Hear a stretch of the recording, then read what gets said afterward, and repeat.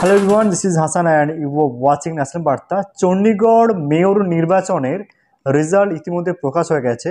Chandigarh mayor নির্বাচনের লক্ষণীয় বিষয় হচ্ছে এটাই যে চণ্ডীগড়ে এই মুহূর্তে আমরা জানি যে পাঞ্জাবে এই মুহূর্তে আম আদমি পার্টি ক্ষমতায় আছে এবং চণ্ডীগড় মেয়র নির্বাচনে আম আদমি পার্টি এবং কংগ্রেস জোট করে তাদের প্রার্থীকে দাঁড় করিয়েছিল এবং সেখানে কিন্তু কংগ্রেস সমর্থন করেছিল। অন্যদিকে বিজেপি তারা একাকীভাবে নির্বাচনে লড়াই করে এবং মেয়র নির্বাচনের লক্ষণীয় বিষয় হচ্ছে এটাই যে এই নির্বাচনে জয়লাভ করেছে বিজেপি।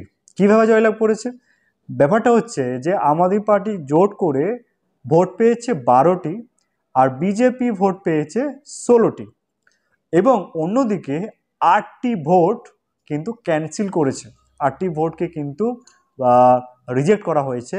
তার ফলে কি হয়েছে, আম আদমি পার্টি এবং কংগ্রেসের জোটে পেয়েছে 12টি ভোট, বিজেপি পেয়েছে 16টি ভোট। এর ফলে চণ্ডীগড় মেয়র নির্বাচনে কিন্তু জয়লাভ করেছে বিজেপির প্রার্থী। অন্যদিকে এই বিষয়কে সামনে রেখে কংগ্রেস এবং আম আদমি পার্টি হাইকোর্টে যাওয়ার সিদ্ধান্ত গ্রহণ করেছে এবং তাদের বক্তব্য যে এই নির্বাচন স্বচ্ছভাবে হয়নি এবং এই নির্বাচনে 8টি ভোট, যে 8টি ভোট ক্যান্সেল করা হয়েছে সেটা নিয়ে কিন্তু তারা কোশ্চেন তুলছে। তাদের দাবি যদি 8টি ভোটকে ক্যান্সেল না করতো তাহলে কিন্তু এই মেয়র নির্বাচনে কিন্তু জয়লাভ করত কংগ্রেস এবং আম আদমি পার্টি জোটের মুখ।